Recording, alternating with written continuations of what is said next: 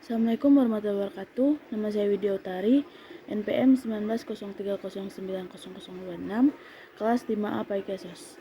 Di sini saya ingin menjelaskan tentang materi pemberdayaan. Teori pemberdayaan dalam pekerjaan sosial. Pemberdayaan adalah inti dari pekerjaan sosial. Pekerjaan sosial berusaha untuk memperdayakan individu sehingga mereka dapat mengatasi tantangan pribadi seperti penyalahgunaan zat atau gangguan makan, penyakit pribadi atau keluarga, dan trauma emosional akibat perceraian, pelecehan, atau kematian orang yang dicintai. Namun pekerjaan sosial tidak hanya berfokus pada individu. Ini juga bertujuan untuk memperdayakan kelompok dan komunitas, terutama mereka yang memiliki sejarah penindasan dan marginalisasi. Pekerjaan sosial dapat dan harus melibatkan advokasi untuk kebijakan yang mempromosikan keadilan dan kesejahteraan sosial yang lebih besar lagi. Pekerjaan sosial menggunakan berbagai metode praktik dan teori. Misalnya, teori pemberdayaan pekerja sosial berfokus pada mempromosikan, mengembangkan diri, dan kesadaran yang membantu orang mengatasi kekuatan opresif yang menghalangi mereka untuk berkembang. Apa itu teori pemberdayaan? Teori pemberdayaan pekerjaan sosial yang melibatkan menggunakan metode intervensi untuk membimbing orang mencapai rasa kontrol. Orang mungkin merasa tidak berdaya dalam hidup mereka karena sejumlah alasan. Tetapi, teori pemberdayaan berfokus pada bagaimana penindasan berkontribusi pada pengalaman ini. Ini berpusat pada membantu orang-orang yang terpinggirkan di tingkat individu, kelompok, dan masyarakat mendapatkan kekuatan pribadi, interpersonal, dan politik untuk meningkatkan kehidupan mereka. Konsep terpenting adalah apa yang dapat mencegah orang-orang yang terpinggirkan dari merasa memperdayakan untuk mengendalikan hidup mereka. Teori pemberdayaan pekerjaan sosial mengeksplorasi beberapa faktor kunci, yaitu blok daya langsung. Blok kekuasaan langsung adalah struktur menghentikan orang yang mencapai tujuan seperti pekerjaan yang lebih baik, pendidikan kelanjutan, atau perumahan yang aman. Contohnya termasuk akses yang tidak adil, sekolah yang didanai dengan baik dan berkualitas tinggi, praktik pemberian pinjaman yang diskriminatif di perumahan, ataupun sikap seksis dalam budaya perusahaan.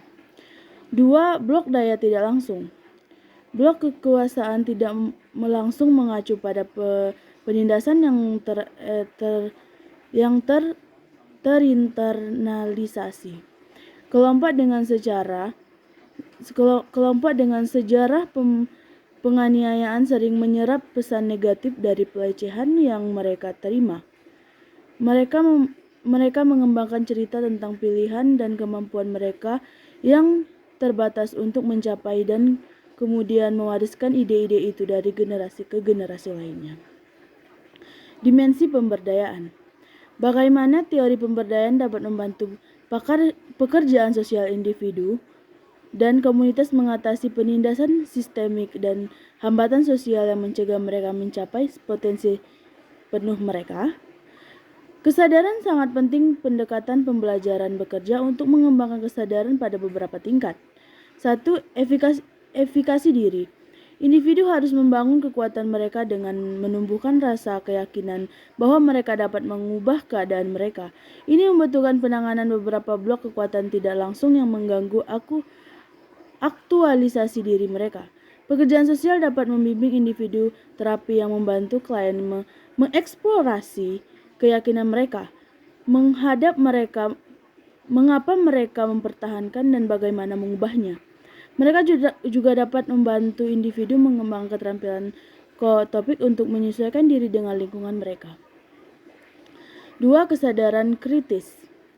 Individu perlu mengembangkan pemahaman yang mendalam tentang realitas sosial, ekonomi, dan politik, dan kompleks di lingkungan mereka yang berdampak negatif bagi mereka itu sendiri. 3. Pengembangan alat. membangun kesadaran penting, tetapi tanpa investasi yang mengatasi pola pikir negatif dan realiti sosial politik yang tidak adil, orang hanya bisa sampai sejauh ini.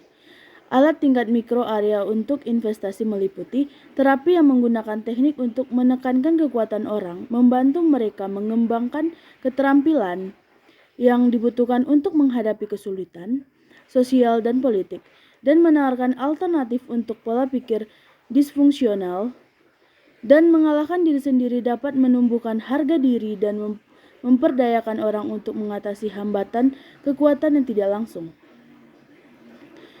Alat tingkat makro. Selain itu, pekerjaan sosial dapat membantu mengatur aksi kolektif dalam komunitas. Advokasi politik melibatkan lembaga pemerintah dalam upaya mengubah undang-undang dan kebijakan secara tidak profesional berdampak negatif pada kelompok yang terpinggirkan atau yang kurang beruntung. Pengembangan program dapat digunakan untuk mendidik masyarakat tentang isu-isu sosial dan melibatkan anggota masyarakat. Proyek penelitian dapat mengidentifikasi faktor-faktor yang berkontribusi dan ketidakadilan sosial untuk mengukur efek diskriminasi dan kekuatan operatif lainnya pada populasi tertentu dengan menyediakan data dan menginformasikan praktik berbasis bukti. Teori pemberdayaan pekerjaan sosial dalam tingkatan. Teori pemberdayaan pekerjaan sosial menggunakan metode pemecah masalah 5 langkah untuk mencapai tujuannya. 1. Mengidentifikasi masalah. 2. Tentukan kekuatan. 3. Menentukan tujuan. 4. Menerapkan intervensi.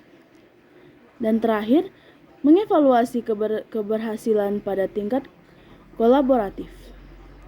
Untuk berhasil menerapkan model pekerja sosial harus mengembangkan pemahaman kunci, mempertimbangkan perspektif yang beragam, dan mengajukan pertanyaan yang kritis. Bagaimana pekerja sosial dapat memperdayakan kelompok dalam komunitas? Ketahuilah sejarah penindasan kelompok, bagaimana penindasan itu berasal, bagaimana penindasan terwujud di masa sekarang. Pahami kekuatan dan ketahanan kelompok, bagaimana orang-orang beradaptasi dan mengatasi penindasan, apa yang kemungkinan komunitas bertahan berhasil dalam mencapai tekanan dan pelecehan yang mereka alami. Mengenali keragaman dalam kelompok, bagaimana elemen-elemen seperti ras, kelas, gender, dan orientasi seksual memperumit dan mengubah dampak penindasan terhadap anggota kelompok yang berbeda. Dengan faktor-faktor ini dapat mempengaruhi cara penindasan itu terjadi. Sekian dari saya penjelasan tentang pemberdayaan. Kurang lebihnya saya mohon maaf. Assalamualaikum warahmatullahi wabarakatuh.